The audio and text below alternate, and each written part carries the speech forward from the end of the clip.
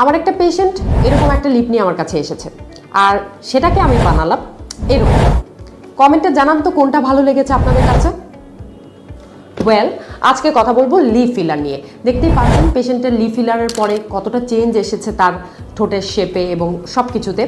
So lip filler কিন্তু এখন খুবই জনপ্রিয় অ্যাসথেটিক মেডিসিনে, অনেকেই করতে চান, জিজ্ঞেস করেন কারা করবেন। আমি সাজেস্ট করি যে যাদের একটু পাতলা ঠোঁট আছে বা ঠোঁটের মধ্যে একটু রিঙ্কেলস থাকে বেশি, তারা করতে পারেন। যাদের একটু পিগমেন্টেড লিপস, যে হ্যাঁ একটু ব্রাউনিশ কালার, একটু ডার্ক টোনের লিপস আছে, তারা করতে পারেন। কিংবা অনেকের দেখা যায় যে এক সাইডে একটু লিপটার ভলিউম কম, অনেকের দেখা যায়, অনেক পেশেন্ট আমরা পাই যে এক পাশে ভলিউমটা কম থাকে, সেক্ষেত্রে কিন্তু কারেকশন করতে পারেন। সো একটু লিপ ফিলার করে নিলেই কিন্তু আপনার চেহারার বিশাল একটা পরিবর্তন কিন্তু আপনি দেখতে পারবেন। আর এই সমস্ত জিনিস হবে মাত্র 30 মিনিটে। 30 মিনিটের মধ্যে আপনার চেহারার বিশাল একটা পরিবর্তন কিন্তু আপনি লক্ষ্য করতে পারেন।